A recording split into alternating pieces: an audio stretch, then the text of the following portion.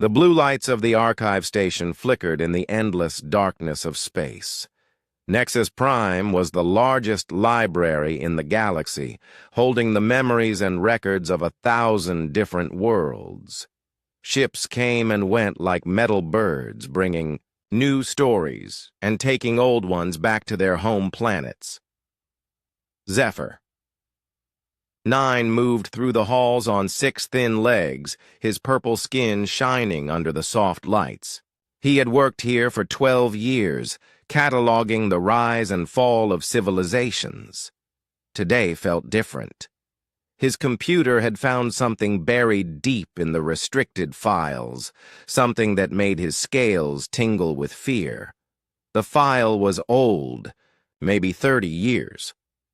It came from human military records, locked behind layers of security that would make most hackers give up. But Zephyr 9 was patient.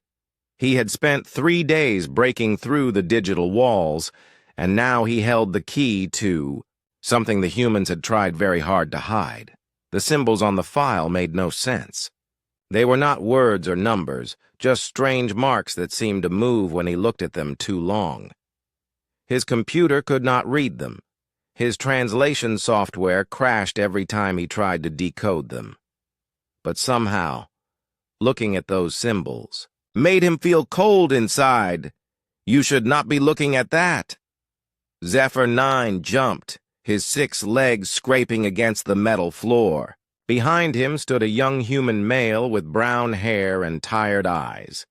Jake Miller worked in the human section of the archives.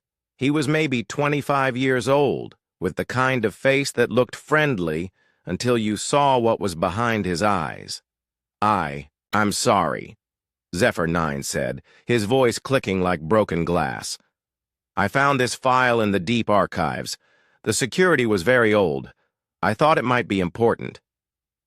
Jake walked closer, and Zephyr 9 saw him go pale when he looked at the screen. The human's hands shook as he reached for the controls. You need to close that file right now, Jake said. His voice was quiet but firm. And you need to forget you ever saw it. But what is it? The symbols, they are like nothing in our databases. And the security around it suggests something of great importance. Jake stared at the screen for a long moment. The strange symbols reflected in his brown eyes, making them look older than they should. Finally, he sat down in the chair next to Zephyr 9. My grandmother told me about this file, Jake said slowly. She made me promise to watch for anyone who might find it, to make sure they understood what they were looking at. Your grandmother? Admiral Kate Sullivan. She retired from the human fleet 28 years ago. She was one of the people who sealed these records. Zephyr 9 felt his blood grow cold. He had heard that name before. Admiral Sullivan was a legend, one of the greatest military leaders in human history. But she had disappeared from public view decades ago, and no one talked about her final mission. What happened 28 years ago? Zephyr 9 asked.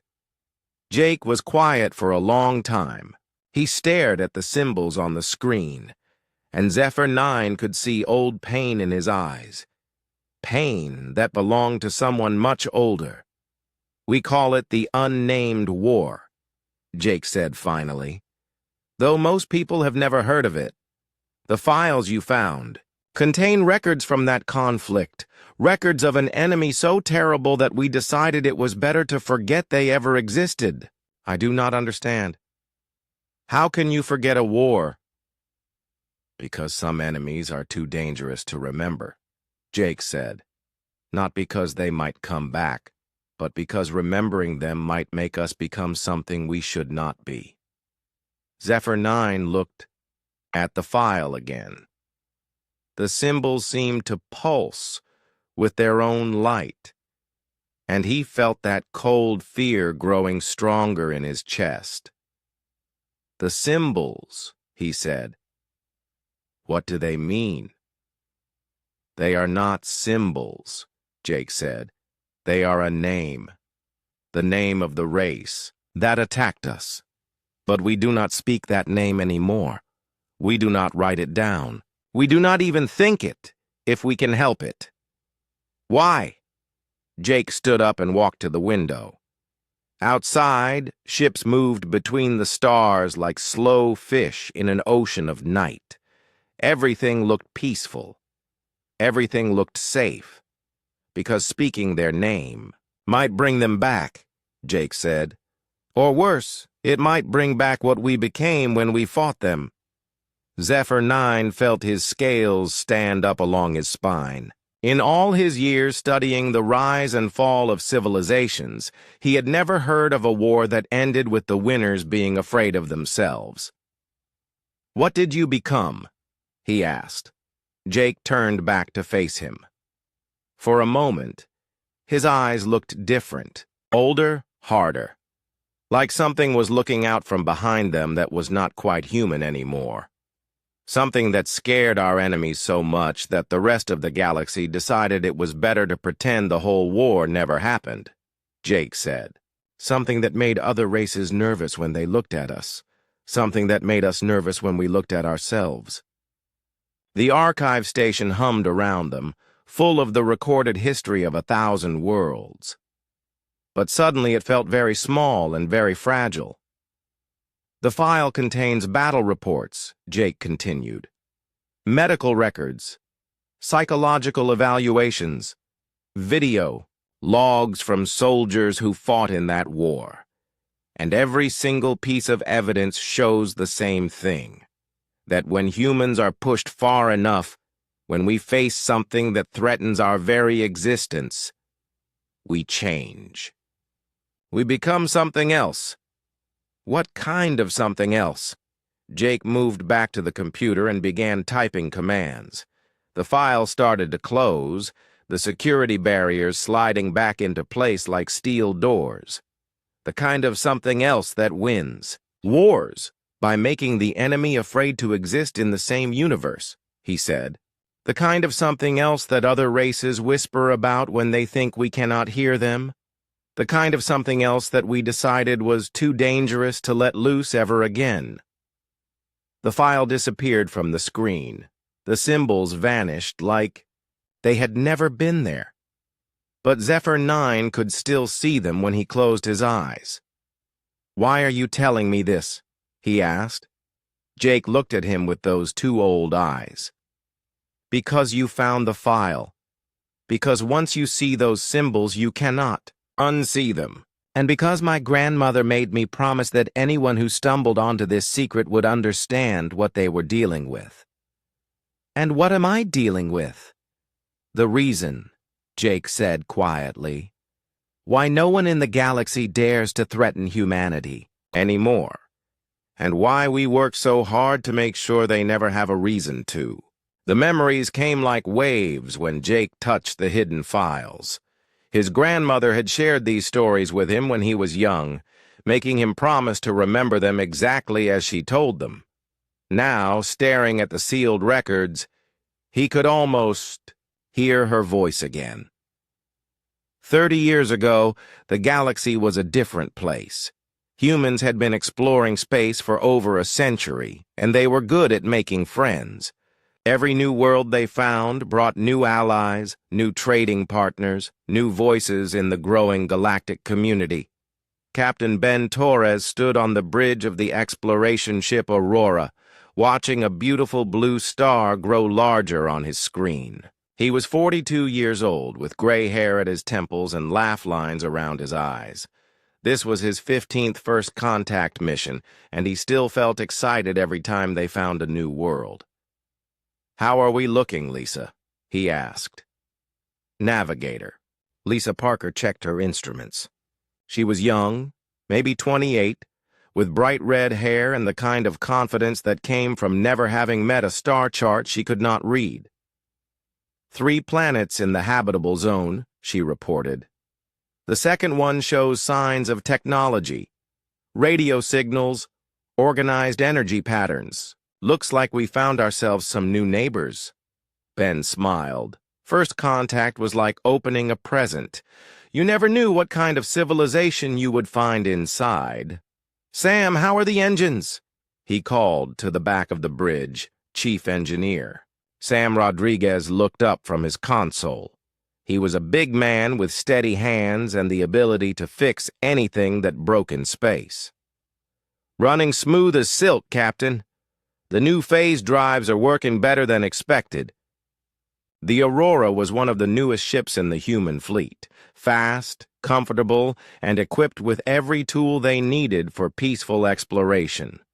Her crew of 50 was handpicked from the best explorers in human space. They had made contact with 6 new races in the past 2 years, and every meeting had ended with new friends and new opportunities. Ben walked to the communication station where Lieutenant Amy Foster was preparing the first contact package. Amy was a linguist who spoke 17 different alien languages and could learn a new one in less than a week. "Standard first contact protocol?" Ben asked. "Already loaded," Amy said with a grin. "Universal mathematical concepts, basic pictographs showing our peaceful intentions, and a full cultural database in case they want to know more about us.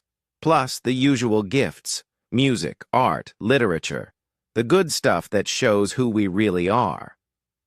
This was how humans did things. Slowly, carefully, with respect for whoever they might meet. They had learned from their mistakes during early expansion, when rushing into things had sometimes caused problems.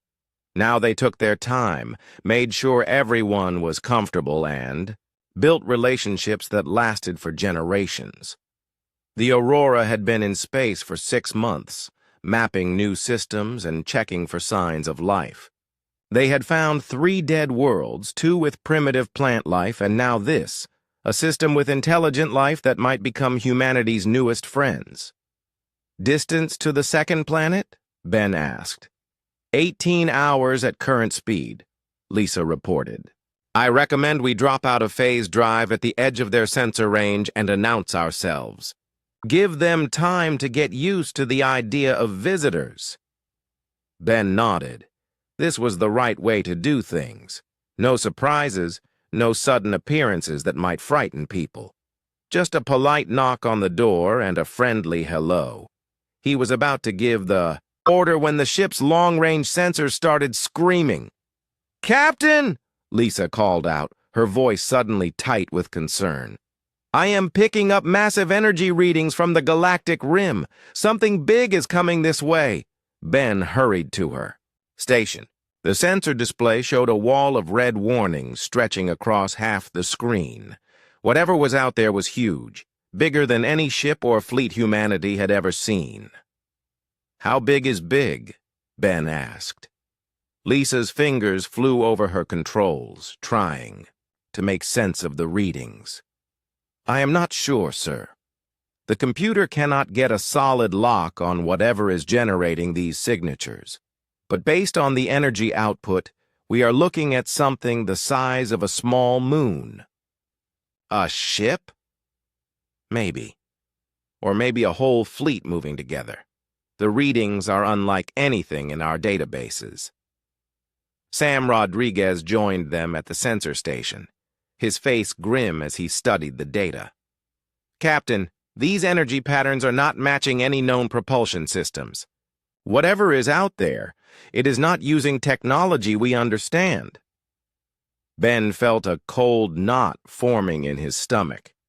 In all his years of exploration, he had never seen readings like these. Humanity had met dozens of alien races, each with their own unique technology. But this was something entirely different. "Time to intercept?" he asked. "At current speed, approximately 6 days, Lisa said. "But, sir, they are not heading for this system. They are moving directly toward human space. Toward Earth." The bridge fell silent. Everyone was staring at the sensor display, watching those red warnings pulse like a heartbeat. For over a century, humanity had lived in peace with their galactic neighbors. Wars were rare, and when they happened, they were small affairs between individual worlds or trading disputes that got out of hand. But this looked like something else entirely. Amy, send an immediate message to Earth Defense Command. Ben ordered. Full sensor data, highest priority. Tell them we have an unknown contact approaching human space. Yes, sir, Amy said, but her voice was shaky. Ben looked around his bridge at the crew he had come to think of as family. These were good people, trained for exploration and first contact. They were scientists and diplomats, not soldiers. The Aurora carried defensive weapons, but they were designed to discourage pirates or defend against wild animals on new worlds. What are your orders, Captain? Sam asked. Ben stared at the sensor display for a long moment. Everything in his training. Told him to follow first contact protocols. Send a message. Try to communicate. Assume peaceful intentions until proven otherwise. But something about those energy readings made his skin crawl. We continue to the inhabited world as planned, he said finally. But we stay alert and keep monitoring the unknown contacts. If they change course toward this system, we evacuate immediately. The crew nodded and returned to their stations. The Aurora continued toward the blue star and its promising worlds, but the excitement was gone. Now there was only the quiet tension of people trying to do their jobs while something huge and unknown moved through the darkness behind them. Ben stood in the center of his bridge, watching the stars and thinking about his wife back on Earth. Dr. Maria Santos was a xenobiologist studying the plant life they had discovered on their last mission. She would be fascinated by whatever they found on this new world. Their daughter Elena was starting her first year at the academy, following in her father's footsteps toward a career in exploration. He had always believed that the galaxy was a safe place, full of reasonable people who could work out their differences with words instead of weapons. Humanity had proven that peaceful expansion was possible, that different races could share the same space without conflict. But now, staring at those sensor readings, Ben felt the first cold touch of fear. Something was coming toward human space. Something big and unknown and unlike anything they had ever encountered before. And for the first time in his career, Captain Ben Torres wondered if peaceful intentions and goodwill would be enough. The emergency broadcast reached Earth Defense Command at 0347 hours, Galactic Standard Time. Admiral Kate Sullivan was pulled from her bed by the urgent beeping of her personal communicator. She had been dreaming of her childhood home in Colorado, but the sound cut through sleep like a knife. Admiral Sullivan speaking, she said, her voice already sharp and focused. Ma'am, we have a priority 1 message from Captain Torres on the Aurora. Unknown contacts approaching human space. The sensor data is unlike anything we have seen before. Kate was already pulling on her uniform. At 55, she had been in charge of Earth's defenses for 8 years. She had dealt with pirates, territorial disputes, and the occasional rogue asteroid. But priority 1 meant something that could threaten Earth itself. Have all department heads meet me in the war room. In 20 minutes, she ordered, and get me a direct line to the Aurora. The war room beneath Defense Command headquarters had been built during humanity's early expansion, when they were still worried about alien invasions. For decades, it had been used mostly for training exercises and planning peaceful exploration missions. Now, as Kate studied the sensor data from the Aurora, she began to understand why their ancestors had built it. The readings make no sense, said Dr. Ryan Clark, the fleet's chief science officer. He was a thin man with nervous hands who understood alien technology better than anyone else in human space. These energy signatures do not match any known propulsion system. and the size estimates are impossible." "How impossible?" Kate asked. "If the computer is right, we are looking at vessels the size of small moons. No known technology could build something that large and still make it move through space." General Marcus Webb, head of military operations, leaned forward in his chair. He was a big man with gray hair and scars from the border wars 20 years ago. Could it be a natural phenomenon? Some kind of space creature or energy field? "The ED movement patterns are too organized," Dr. Clark said. "Whatever these things are, they are under intelligent control, and they are heading directly for our most populated systems." Kate studied the star charts spread across the table. Red markers showed the unknown contacts moving in a straight line toward Earth and its colony worlds. At their current speed, they would reach the outer settlements in less than a week. "Captain Torres, can you hear me?" she said into the communicator. "Yes, Admiral," came Ben's voice through the static. "We are maintaining distance and monitoring the contacts. No change. In course or speed?" "Any attempts at communication?" "We have tried everything, ma'am. Radio, laser, quantum burst, even basic mathematical sequences. No response. They seem to be ignoring us completely." Kate felt a chill run down her spine. In all of humanity's contact with alien races, even the most hostile had at least acknowledged their presence. This was something new. "Ben, I want you to take the Aurora to Colony 7. Help with evacuation preparations. If these things are hostile, the outer settlements will be hit first." "Understood, Admiral. Aurora out." Kate turned to the assembled officers. "I want all available ships moving toward the outer colonies. Priority is civilian evacuation. Military vessels are to maintain distance and observe only.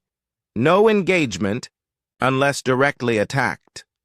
"Ma'am," General Webb said carefully, "what if they are not interested in communication? What if they are just here to attack?" "Then we follow first contact protocols until they prove otherwise," Kate said firmly. "Humanity does not fire the first shot." But even as she gave the orders, Kate felt doubt gnawing at her mind. Something about this situation felt wrong in ways she could not explain. 3 days later, the Aurora reached Colony 7. Commander Alex Turner was already coordinating evacuation efforts when Captain Torres arrived. Alex was 38 years old, a career military officer who had married Dr. Maria Santos just 2 years earlier. Their daughter Elena was only 6 months old. "How many people?" Ben asked as they stood in the colony's command center. 15,000 civilians, Alex replied, plus another 3,000 in the mining stations. We can get most of them out in 2 days if we push hard. Through the command center's windows, they could see the evacuation ships landing and taking off in a steady stream. Families hurried aboard with whatever they could carry, leaving behind homes they had built on this distant world. "Any word from the unknowns?" Alex asked. "Still no communication," Ben said. "But they have changed course. They are heading directly for this system now." Alex felt his blood turn cold. "How long do we have?" 18 hours, maybe less. That night, Alex called his wife on Earth. Dr. Maria Santos appeared on the screen holding their baby daughter, and for a moment, Alex could almost forget about the approaching threat. "How is the evacuation going?" Maria asked. "Good. Most of the civilians will be off-world by tomorrow morning. The mining crews are being more stubborn, but we will get them out." "And you?" Alex hesitated. "I am staying until the end.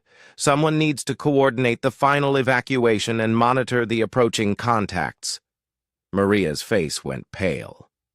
"Alex, you promised you would be careful." "I am being careful. But these people are my responsibility." Behind Maria, Baby Elena made a soft sound, and Alex felt his heart clench. He had been away from home for 6 months, missing his daughter's first months of life. Now he might miss everything else. "I love you," he said quietly. "I love you too. Come home to us." The transmission ended, leaving Alex alone in the dark command center. Outside, the evacuation continued under the light of floodlights. Soon, this world would be empty except for him and a skeleton crew of volunteers. The unknown contacts arrived at 0600 hours the next morning. Alex was in the communications room when the sensors picked them up. Through the viewports, he could see them approaching, dark shapes that seemed to bend the light around them. They were impossibly large, just as the reports had said. Each one was the size of a small city, moving through space without any visible means of propulsion. "Still no response to our messages," reported Lieutenant Dan Miller, the communications officer. "Keep trying," Alex ordered. "The unknown ships, if they were ships, took positions around the colony world." They moved with a coordination that spoke of intelligence, but they made no attempt to communicate or explain their presence. "Sir," said Lieutenant Amy Foster from the sensor station, "I am reading massive energy buildups from all contacts." Alex felt his stomach drop. "Weapons?" "Unknown, sir, but the energy levels are off the charts." Alex grabbed the emergency communicator. "All remaining personnel, this is Commander Turner. Begin immediate evacuation. This is not a drill." But it was already too late. The unknown vessels opened fire without warning, without demands, without any attempt at communication. Beams of energy that seemed to twist reality itself struck the colony's major installations. Buildings simply ceased to exist, not destroyed, but erased, as if they had never been built. "Get to the evacuation ships," Alex shouted over the alarms.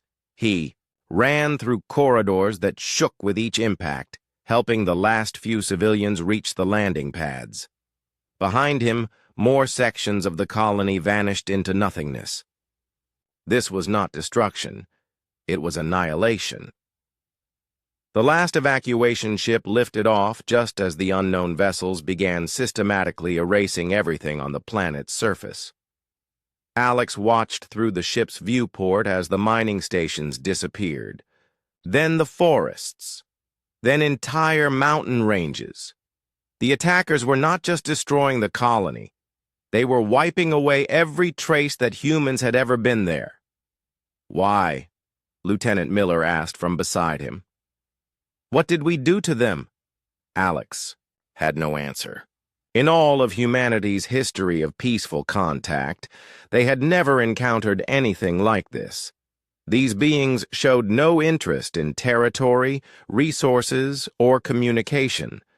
They seemed driven by a single purpose: the complete elimination of human presence.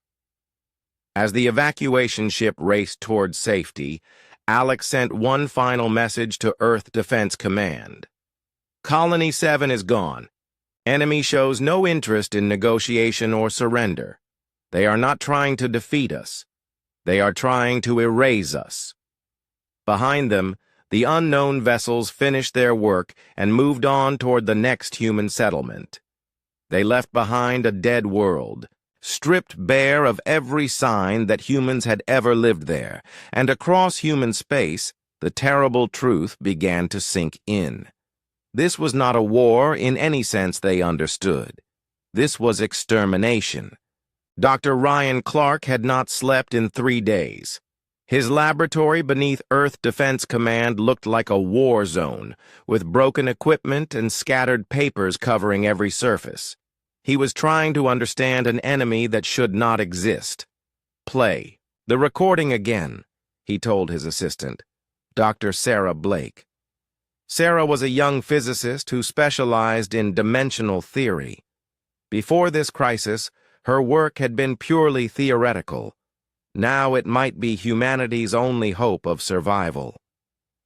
The holographic display showed the attack on Colony 7, captured by the Aurora's long-range sensors. They watched the unknown vessels appear in space, their dark hulls seeming to bend reality around them. When they fired, their weapons did not look like any technology either scientist had ever seen. "Stop there," Ryan said. "Enhance Section 7. The image zoomed in on one of the attacking vessels. For just a moment as it fired, the ship seemed to flicker between existing and not existing, like it was only partly in their reality. "That is impossible," Sarah whispered. "So is everything else about them," Ryan replied. "Ships the size of cities that move without propulsion. Weapons that erase matter instead of destroying it. And look at this." He pulled up another recording, this one from the mining station's sensors. As the unknown vessels fired, their energy readings showed something that made no sense. The attacks were coming from directions that did not exist in normal three-dimensional space. "They are firing from the fourth dimension," Sarah said, her voice barely audible. "Or the fifth. Or maybe from dimensions we do not even have names for," Ryan said. "These beings exist partially outside our reality. That is why our weapons cannot touch them, why our sensors cannot get solid readings, why they can appear and disappear at will." Sarah sat down heavily in her chair. "If they exist outside normal space-time, how can we possibly fight them?" Ryan was about to answer when the laboratory door burst open. Intelligence Officer Laura West entered, carrying a data pad and looking like she had been running. "Dr. Clark, I found something," she said breathlessly. "Ancient alien texts from the Galactic archives, references to beings that match our attackers." Laura West was 29 years old, a former archaeologist who had joined military intelligence to study alien civilizations. She spoke 6 alien languages and had a talent for finding connections that others missed. "What kind of references?" Ryan asked. Laura activated her data pad, and ancient symbols appeared on the laboratory's main screen. "These texts are from the Kythera archive, dating back almost 4 million years. They describe beings they call the Cleaners of Consciousness." "Cleaners of what?" Sarah asked. "According to these records, the Cleaners appear every few million years to eliminate species that have reached a certain level of mental development. The Kythera describe them as existing between the layers of reality and being immune to all conventional weapons." Ryan felt his blood turn cold. "What happened to the Kythera?" "They were wiped out," Laura said quietly, "along with dozens of other civilizations mentioned in these texts. The pattern is always the same. The Cleaners arrive without warning, show no interest in communication or negotiation, and systematically eliminate every trace of the target species." "But why?" Sarah asked. "What threat could consciousness pose to beings like this?" Laura scrolled through more of the ancient texts. "The Kythera had a theory. They believed the Cleaners were some kind of universal immune system designed to prevent any species from evolving beyond a certain point. Like the universe itself was trying to maintain some kind of balance."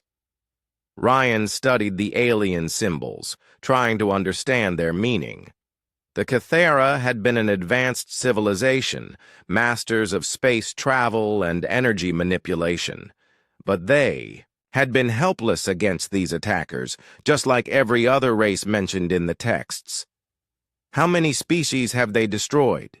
he asked. "The records mention 47 different civilizations," Laura said. "All of them eliminated completely. No survivors, no colonies that escaped, nothing left behind except ruins and these warning texts." The laboratory fell silent as the 3 scientists absorbed this information. Humanity was facing an enemy that had been systematically cleaning the galaxy of intelligent life for millions of years. An enemy that had never failed, never been defeated, never even been successfully resisted. "Wait," Sarah said suddenly. "If they always eliminate their targets completely, how did these warning texts survive?" Laura smiled grimly. "That is the interesting part. According to the archives, the cleaners always leave behind some records. Like they want future civilizations to know what happened, to understand what they are facing." "A warning," Ryan said. "Or maybe a test," Laura replied. "Maybe they want to see if anyone can find a way to fight back." Ryan turned back to the sensor. Recordings of the attacks. Something had been bothering him about the enemy's behavior, and now he was beginning to understand what it was. "Play the Colony 7 attack again," he said, "but this time, focus on the timing." They watched the recording once more, paying attention to the moments between the enemy's arrival and their first attack. Ryan used his computer to measure the exact intervals. 17 seconds, he said. "What?" Sarah asked. "They waited 17 seconds before opening fire. Every time they attack a human target, they wait. Not long, but they wait," Laura checked her data pad. According to the Cathera texts, the cleaners usually attack immediately upon arrival. No delay, no hesitation. "So why are they hesitating with us?" Sarah asked. Ryan pulled up the psychological profiles that military intelligence had compiled on the attackers. The computers had analyzed every recorded interaction, looking for patterns in their behavior. "Look at this," he said, pointing to a section of the analysis. "Every time our ships retreat, the enemy stops pursuing after a certain distance. Every time we broadcast surrender messages, they pause their attacks for exactly 43 seconds. And when they destroyed Colony 7, they waited until all human life signs were clear before finishing the job. They are being careful not to hurt us unnecessarily," Sarah said, understanding dawning in her voice. "Which makes no sense," Laura added, "if their goal is total extermination." Ryan sat back in his chair, his mind racing. What if their goal is not extermination? What if it is something else? Like what? What if they are trying to force us to evolve, to become something that can fight back? The laboratory fell silent again as they considered this possibility. It sounded insane, but then everything about this situation was insane. "The Cathara texts mention something else," Laura said slowly. "Near the end, when their civilization was falling, some of their people began to change. They called it the awakening of deep thought. Those who changed could perceive the cleaners more clearly, could sometimes predict their attacks." "What happened to them?" Ryan asked. "The records are unclear, but there are hints that these changed individuals became something else, something that could exist partially outside normal reality, just like the cleaners themselves." Ryan felt a chill run down his spine. "What are you suggesting?" "I am suggesting," Laura said carefully, "that maybe the cleaners are not trying to destroy us. Maybe they are trying to make us become like them." Sarah looked horrified. "Force us to evolve by threatening our extinction?" "It would explain the hesitation," Ryan said. "They are giving us time to adapt, to change, to find a way to fight back. And if we cannot, then we join the list of failed civilizations in, say, the Galactic Archives," Laura finished.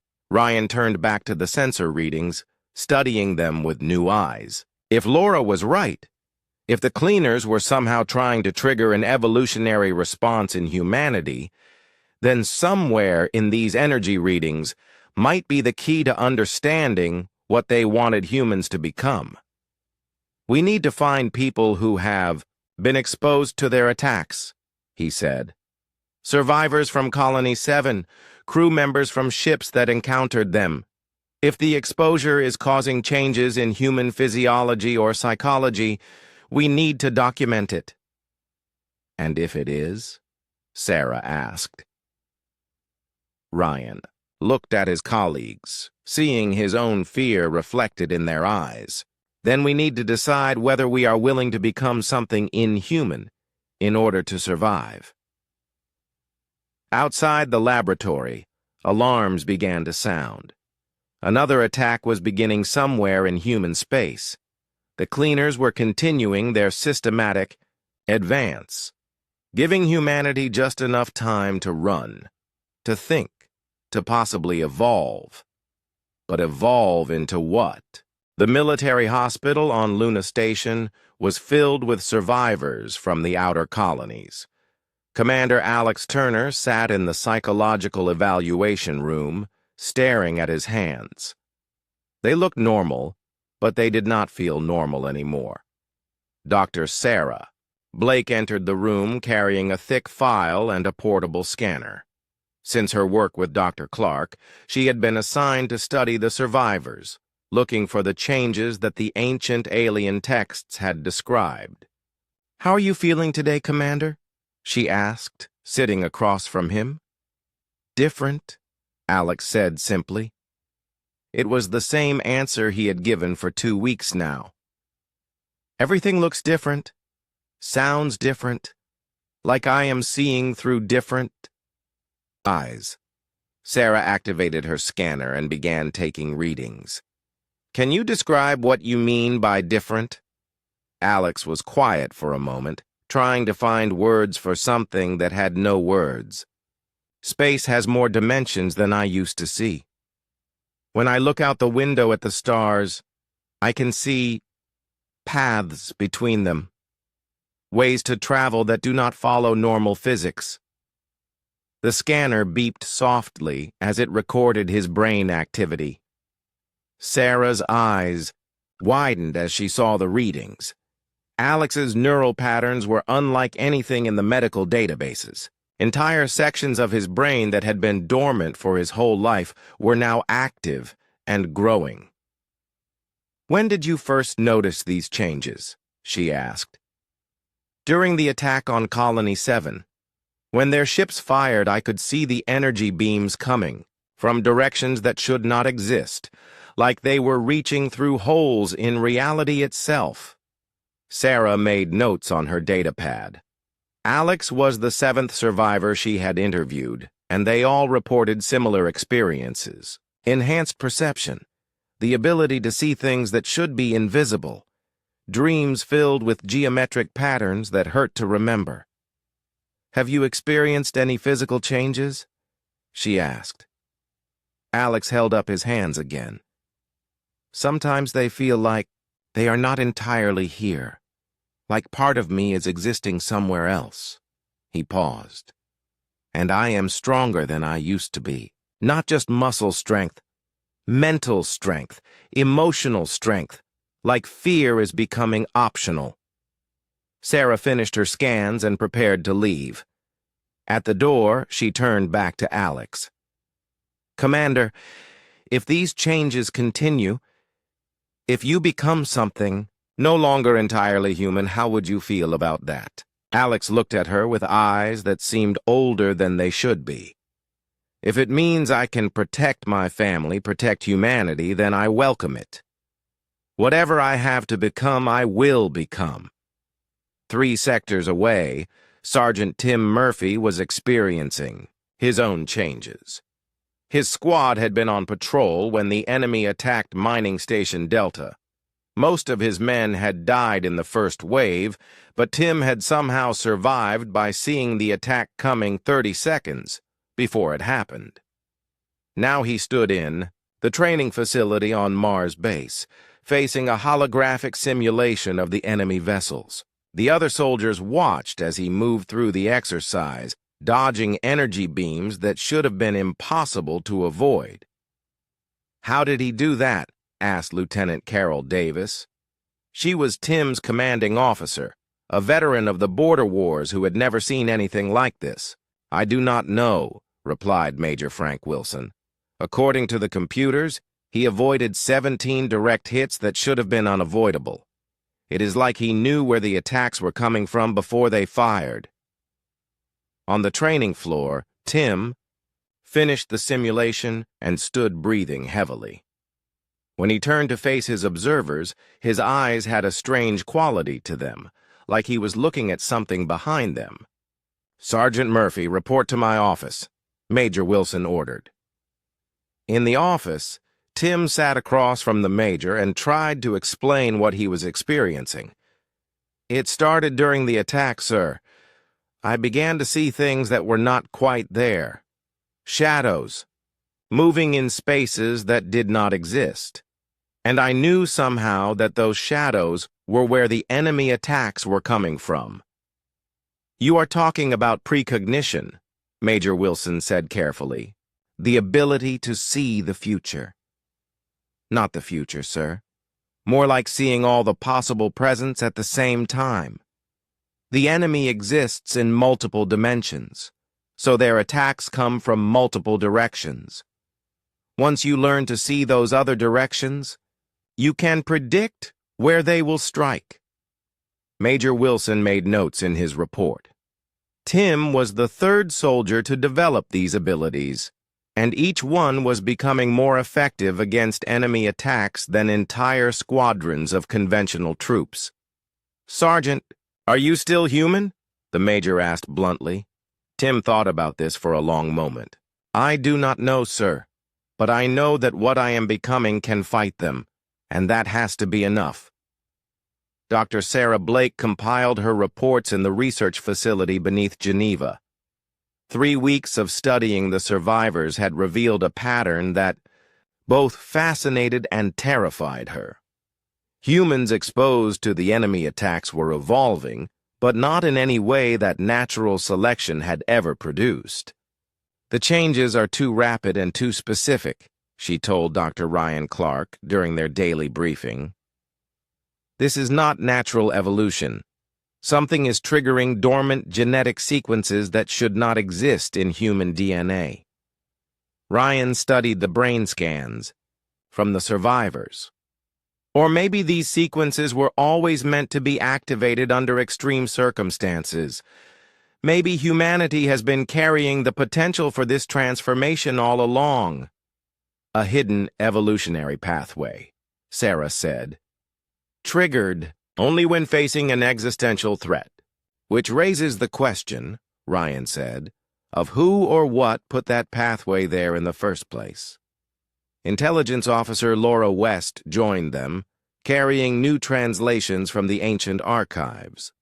"I have been studying more of the Kithara texts," she said. "They mention something called the seed of deep thought that was planted in promising species by an unknown benefactor." "Planted how?" Sarah asked. "Genetic manipulation, millions of years ago. According to the texts, someone wanted to ensure that when the cleaners came, some species would have the potential to fight back." Ryan felt a chill run down his spine. "You are suggesting that humanity was designed to be able to evolve into something that could resist the cleaners?" "I am suggesting that this entire conflict might be some kind of test," Laura replied. "The cleaners force evolution, and if a species can successfully adapt, they pass. If not, they join the extinct. Civilizations in the archives," Sarah finished. The three scientists sat in silence, absorbing the implications. If Laura was right, then humanity was not just fighting for survival.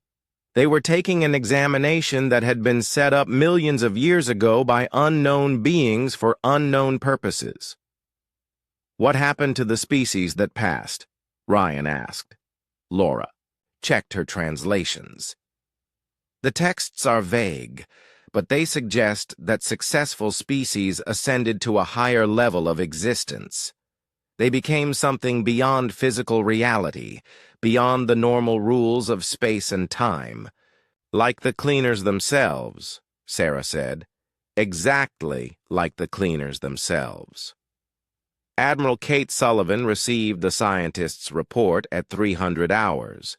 She read it 3 times before calling an emergency meeting of the Defense Council. The implications were staggering, but they also offered hope. If our people are evolving the ability to fight these attackers, she told the assembled officers, then we need to accelerate that process. We need to find ways to trigger these changes in more of our population. General Marcus Webb looked uncomfortable.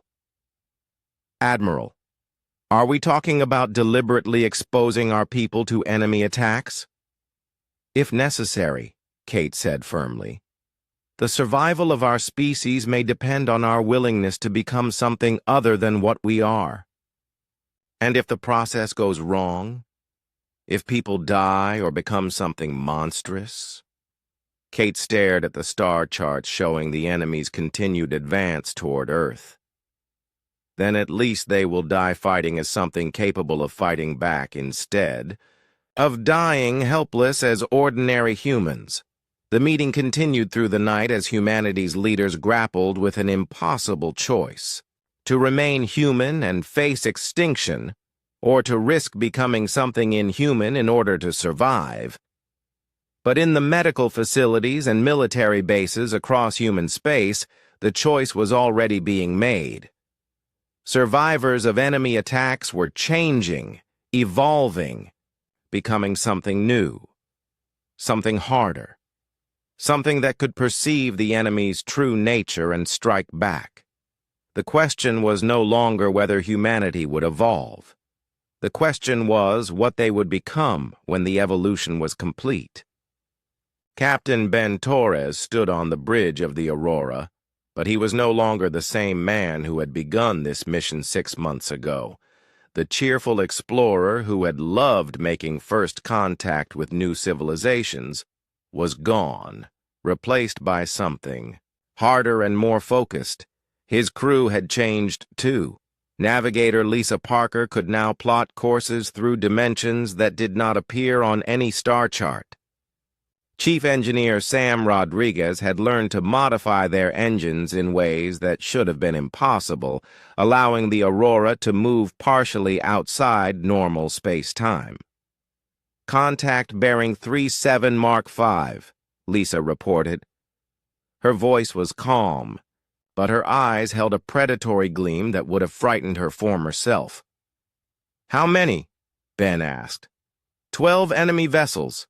Standard formation. They are moving toward Settlement Gamma." Ben nodded. Settlement Gamma had 8,000 colonists, mostly families who had been farming the rich soil of Haven the Four. 3 months ago, he would have ordered immediate evacuation. Now he had a different plan.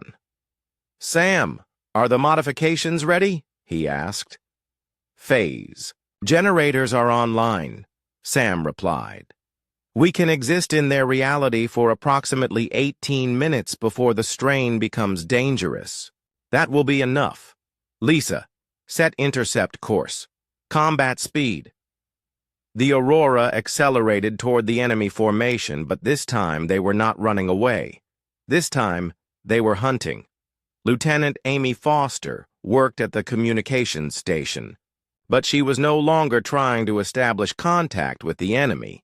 Instead, she was sending coded messages to other human ships in the area, coordinating what had become known as phase strike tactics. "Reinforcements arriving in 7 minutes, she reported. "The Defiance and the New Dawn are moving to flanking positions." Ben watched the tactical display as the enemy vessels came into range. 6 months ago, these ships had seemed impossibly large and powerful. Now they looked like targets. "Initiate phase shift," he ordered. The Aurora suddenly became translucent, existing partially in the same dimensional space as their enemies. For the first time since the war began, human weapons could hurt the attackers. "Fire," Ben said quietly. The Aurora's modified weapons cut through the lead enemy vessel like it was made of paper. The ship simply came apart. Its strange technology failing as it was attacked from dimensions it had not protected. But the real shock was what happened to the other enemy vessels. For the first time in millions of years, they retreated. "They are running," Lisa said, her voice filled with savage satisfaction. "No," Ben said, studying the sensor readings. "They are regrouping. They are learning."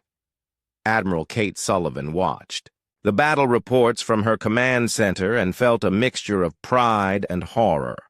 The Aurora's successful attack was being repeated across human space. Ships crewed by evolved humans were striking back at the enemy, forcing them to retreat for the first time in galactic history. But the cost was becoming clear. The humans who fought in these battles were changing more rapidly with each engagement. They were becoming something that could barely be called human anymore. Commander Alex Turner led the evacuation of Settlement Gamma, but when he arrived, he found the colonists had already been changed by exposure to the approaching enemy. Children played games that involved moving objects through dimensions that should not exist. Adults spoke to each other without moving their lips, communicating through some kind of psychic link. "How long have they been like this?" Alex asked the settlement's doctor. Dr. Patricia Hayes was a small woman who had been treating frontier injuries for 20 years. Now she was documenting changes that had never been seen before. "It started 3 days ago," she said, "when the enemy ships were still 2 light years away. The children changed first, then the adults. No one is sick or injured. They are just different." Alex walked through the settlement and saw families who looked normal but moved with an eerie coordination. They were packing their belongings, but not in panic. They moved like they knew exactly where they were going and how long they had to get there. "Where will you go?" he asked one of the farmers. The man looked at Alex with eyes that seemed to see through him. "We will go where we are needed," he said. "The war is not just being fought in space anymore. It is being fought in the spaces between spaces." Alex did not understand what that meant, but he felt a chill run down his spine. These people were no longer afraid of the enemy. In fact, they seemed to be looking forward to meeting them. Sergeant Tim Murphy led the first squad of phase warriors into combat on the surface of Mining Station Delta.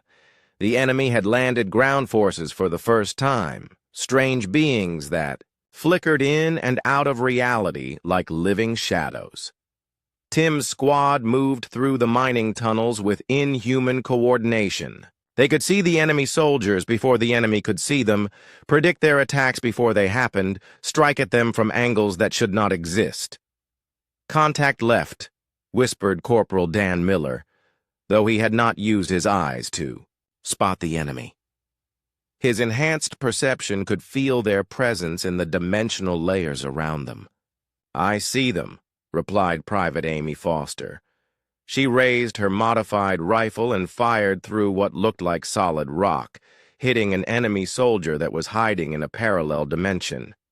The enemy ground forces, which had never faced effective resistance from any species, began to retreat within minutes.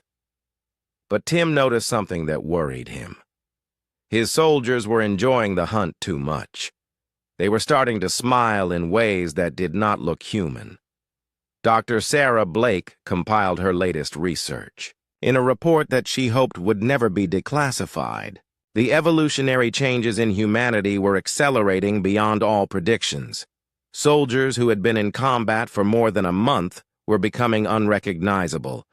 "They retain their memories and basic personalities," she wrote, "but their emotional responses and behavioral patterns are changing dramatically. They show decreased empathy for normal humans, increased aggression toward all forms of life they perceive as threats, and a growing preference for existing in the dimensional spaces where the enemy operates." The most disturbing part of her research was the discovery that the changes were not limited to direct combat exposure. Humans who spent time around the evolved soldiers were beginning to change as well. The transformation was spreading like a virus, but one that improved its host's ability to fight an impossible enemy.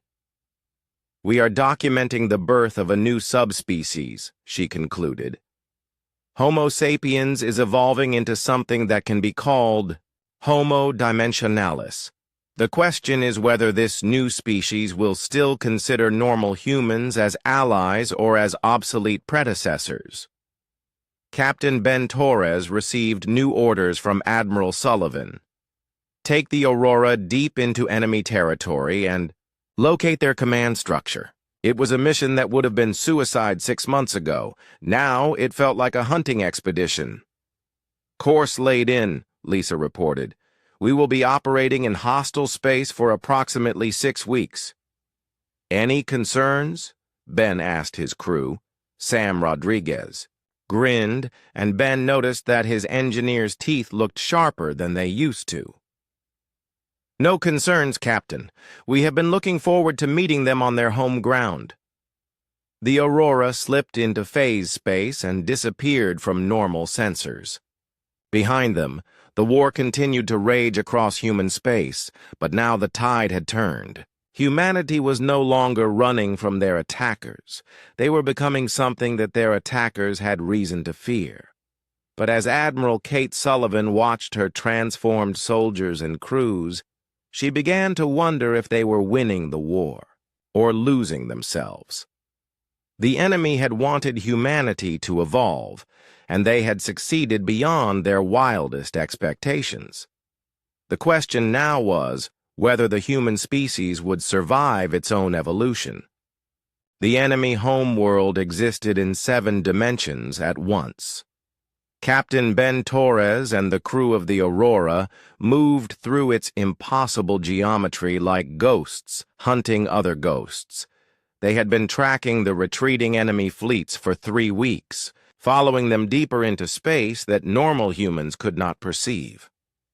"Massive structure dead ahead," Navigator Lisa Parker reported. Her voice had changed over the past month, becoming flatter and more precise. The warm, friendly woman who had once laughed at bad jokes was gone, replaced by something that calculated probabilities and tactical advantages with mechanical efficiency. "How massive?" Ben asked. "Approximately the size of Earth's moon. But it exists in at least 6-dimensional layers simultaneously." Ben studied the readings on his command screen. The enemy structure was unlike anything they had encountered before. Not a ship or a station, but something that seemed to be part of the fabric of space itself.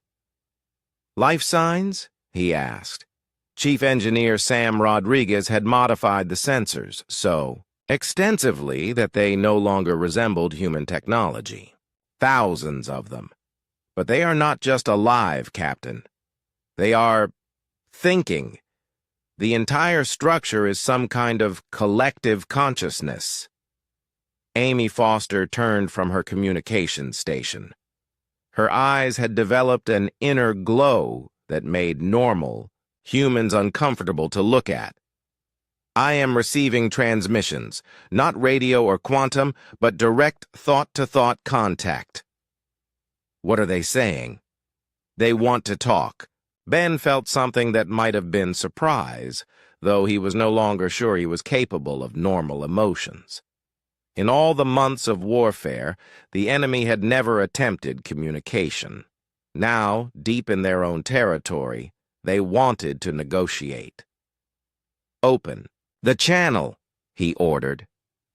The bridge filled with a presence that was not sound or light, but pure thought pressing against their minds. When it spoke, it used concepts that human language had no words for. "You have become what we hoped." Ben found himself responding through the same mental channel, his thoughts somehow translating into patterns the enemy could understand. "What did you hope for?" "Evolution, ascension, the birth of a species capable of joining us." Lisa Parker stepped closer to the communication station. Her movements had become unnaturally fluid, like she was swimming through air. "You started this war to change us?" "We are gardeners of consciousness. We plant seeds and wait for them to grow. Most seeds die. Yours flourished." Sam Rodriguez laughed, and the sound had an edge that would have terrified his former self. "You killed millions of us. We pruned the weak branches so the strong ones could grow. This is how evolution works at the cosmic level." Amy Foster translated the alien concepts as they flowed through her mind. "They are saying that every few million years, they test species that reach a certain level of development. Most fail the test and are eliminated. A few, like us, evolve into something capable of existing outside normal reality." "What happens to the ones who pass?" Ben asked. "They join the garden. They become gardeners themselves. They help us prepare the next harvest." Ben felt the weight of this revelation settling over him like a cold blanket. Humanity had not won a war. They had passed an examination. The enemy had never been trying to destroy them. They had been trying to force them to evolve into something like themselves. "And if we refuse to join you, you cannot refuse. You have already become what you are. The change cannot be reversed." Through the ship's viewports, they could see other structures in the distance, vast cities that existed in multiple dimensions, populated by beings that had once been something else. The successful graduates of previous tests, all of them transformed beyond recognition of their original forms. Ben realized with growing horror that the enemy fleet had never been an invasion force. It had been a recruitment team. "Show me what we will become," he demanded. The mental channel filled with images of humanity's future. They saw human-shaped beings that could step between dimensions at will, manipulate matter and energy with their thoughts, and exist for millions of years without aging. They were powerful beyond imagination, but they were no longer human in any meaningful sense. "You will help us test the next species that shows promise. In a few million years, when the galaxy has produced new candidates for ascension, and we will do to them what you did to us. You will give them the same opportunity you were given, to evolve or die." Amy Foster's enhanced perception allowed her to see deeper into the alien communication. "Captain, I am detecting something else. Fear. They are afraid of us." "Afraid? Why?" Amy concentrated, sifting through the complex thought patterns. "We evolved faster than any previous species. We became more aggressive, more adaptable. They expected us to take centuries to develop phase abilities. We did it in months. Your species shows unusual potential, perhaps too much potential." Ben felt a cold smile spreading across his face. It was not a human expression. It belonged to something that hunted in dimensions where normal predators could not follow. "You made us into weapons," he said. "Did you think we would only use those weapons the way you intended?" The alien presence recoiled slightly, and Ben could feel its growing unease. For millions of years, they had controlled the evolution of consciousness in the galaxy. They had created gardeners who followed their guidelines and accepted their authority, but humanity was different. Humanity had become something that did not follow guidelines. "Sam, are the weapons online?" Ben asked. "All. Systems ready, Captain." Sam's smile showed teeth that were definitely not human anymore. "The dimensional torpedoes are locked on target. You would not dare. We are your creators. We gave you the gift of evolution. You gave us the ability to exist in your reality, Ben said. That was a mistake. He gave the order to fire, and the Aurora's weapons tore through the enemy structure like it was made of smoke. The collective consciousness screamed across multiple dimensions as its physical housing was destroyed, but that was only the beginning. Captain Elena Rodriguez led a hunter-killer squadron through the enemy's home system, methodically destroying every structure they found. Her ships could phase shift through dimensions that the enemy used for shelter, hunting them in spaces where they had always felt safe. Elena was Alex Turner's daughter, grown to adulthood in the crucible of the war. She had never been fully human. She had been born after her father's exposure to the enemy, and she represented the next stage of human evolution. Her crew called her the Phantom Captain because she could exist in spaces that had no physical reality. Resistance is minimal, she reported to the fleet command. They are not fighting back effectively. Admiral Kate Sullivan received the reports from her command ship, which now existed partially outside normal space-time. The human fleet had grown to include vessels that could not be seen by conventional sensors, crewed by beings that had once been human, but were now something entirely different. "Why are they not fighting harder?" she asked her tactical officer. Lieutenant Dan Miller, now existing as much in thought as in flesh, analyzed the enemy responses. "They are confused, Admiral. For millions of years, they have been the apex predators. In this dimension, they have never faced anything that could hunt them effectively. And now they are the prey," Kate said with satisfaction that felt both human and utterly inhuman. The war that had begun with humanity's near extinction was ending, with the systematic extermination of their attackers. But it was not revenge driving the human forces. It was something colder and more efficient, the recognition that the galaxy was not big enough for two species of dimensional predators. The enemy had wanted to create gardeners. Instead, they had created apex hunters that saw everything else as potential prey, and now there was nowhere in the galaxy where they could hide. The last enemy died on a Tuesday.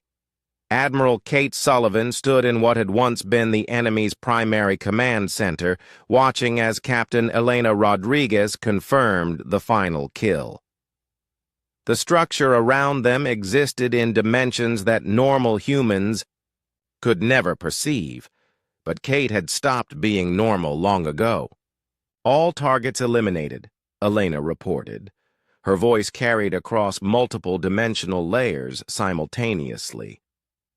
"The species is extinct." Kate nodded, feeling neither satisfaction nor regret. Those emotions belonged to the woman she had been before. The war, before humanity had evolved into something that could hunt between the spaces of reality. "Begin Phase 2 operations," she ordered. Phase 2 was the cleanup. Human forces spread across the galaxy, systematically destroying every piece of enemy technology, every record of their existence, every trace that they had ever lived. It was not enough to win the war. They had to erase all evidence that it had ever happened. Dr. Sarah Blake supervised the destruction of the enemy archives from her mobile laboratory. She was no longer recognizable as the young physicist who had first studied the evolutionary changes. Her body existed in a state of controlled phase shift, allowing her to interact with technology that existed across multiple dimensions. "Why? Are we destroying everything?" asked her assistant, Dr. Ryan Clark. He was one of the few researchers who had managed to retain most of his humanity during the transformation. "Because knowledge is dangerous," Sarah replied. "The enemy knew how to trigger evolutionary changes in other species. If that information survived, some future civilization might find it and decide to use it." "Use it how?" Sarah paused in her work, considering the question. to do to other species what was done to us, to force evolution through manufactured crisis, to create weapons disguised as gardeners. Ryan felt a chill that had nothing to do with the alien technology around them. Are we the good guys in this scenario? Sarah looked at him with eyes that reflected light from dimensions he could not see. We are the survivors. Good and evil are concepts that apply to species that still have choices. We lost those when we became what we needed to become. Captain Ben Torres led the final evacuation from the enemy home system. The Aurora had become something that barely resembled a ship. It was more like a controlled tear in reality that could transport humans through spaces that had no names. His crew worked with mechanical efficiency to complete their assigned tasks. They were no longer the explorers and diplomats who had started this journey. They were something else now. Something that had been forged in the fire of an impossible war. All sites confirmed sterile, reported Lisa Parker. She had become the Aurora's navigator in more than just the physical sense. She could guide them through the mathematical structures that underlay reality itself. "What about the other species?" asked Sam Rodriguez. "The ones the enemy mentioned, the previous graduates of their tests?"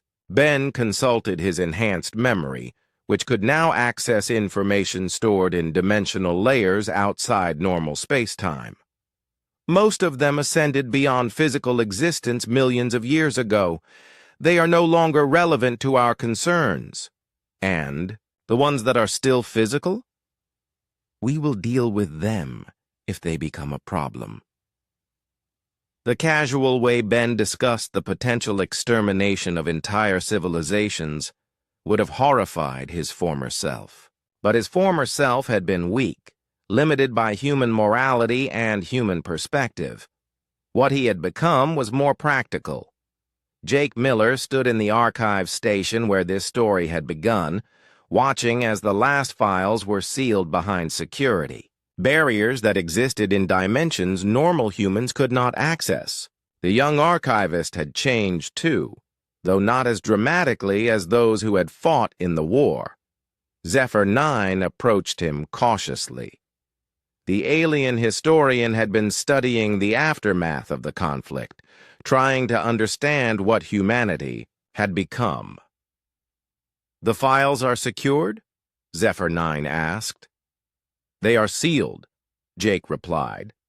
"No one will be able to access them without the proper evolutionary enhancements." "And those enhancements are not something we plan to share."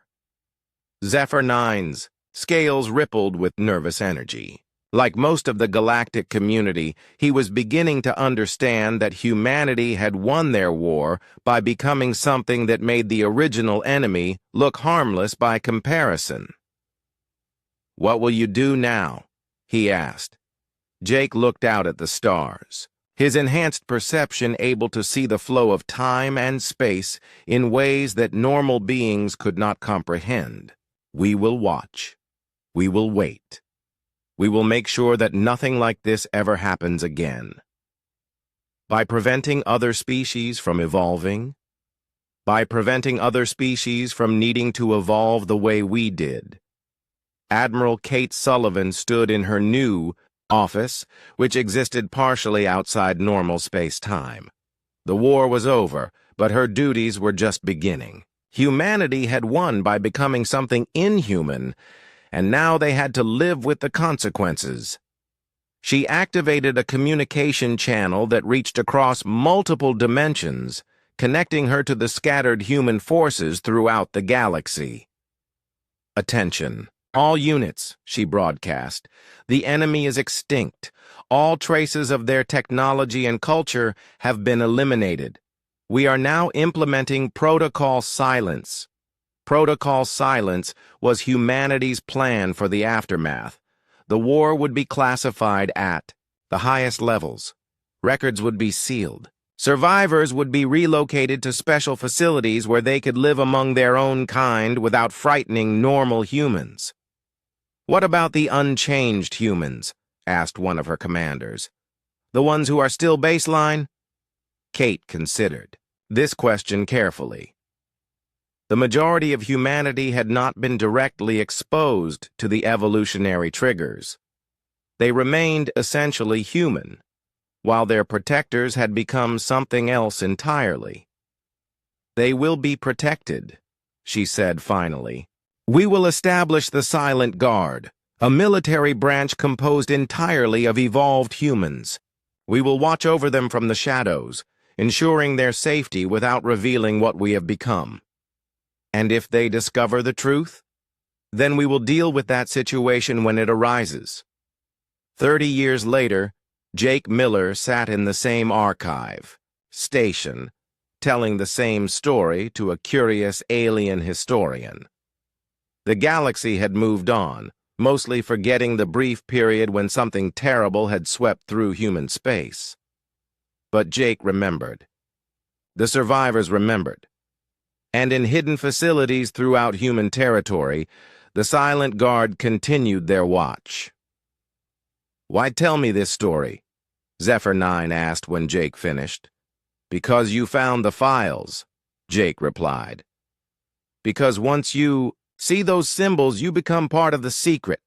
And because my grandmother made me promise that anyone who stumbled onto this truth would understand what they were dealing with." Zephyr 9 looked around the archive station with new eyes. He had always thought of it as a repository of knowledge, a safe place where the history of the galaxy was preserved. Now he realized it was something else, a watchtower, staffed by beings that could no longer be called human, monitoring the flow of information to ensure that certain knowledge never spread. "What am I supposed to do with this information?" he asked. Jake smiled, and for a moment his face looked almost human again. "Nothing. You do nothing. You forget what you learned, you stop looking for files you should not find, and you go back to cataloging the rise and fall of civilizations that do not pose a threat to galactic stability. And if I refuse?" Jake's expression became something that belonged in nightmares. "Then you would discover why no one in the galaxy dares to threaten humanity anymore, and why we work so hard to make sure they never have a reason to." Outside the archive station, ships moved between the stars like they always had. Trade continued, diplomacy flourished, and new civilizations were discovered and welcomed into the galactic community. But in the spaces between spaces, in dimensions that most beings could not perceive, something watched and waited. Something that had once been human, that had paid the ultimate price for survival, and that would never again allow the galaxy to face the kind of threat that had forced them to evolve. The war was over. The enemy was extinct. Humanity had survived. But what they had become in order to survive was a secret that the galaxy was better off never learning. Some victories, Jake Miller knew as he sealed the files once again, were too terrible to celebrate. And some protectors were too dangerous to acknowledge.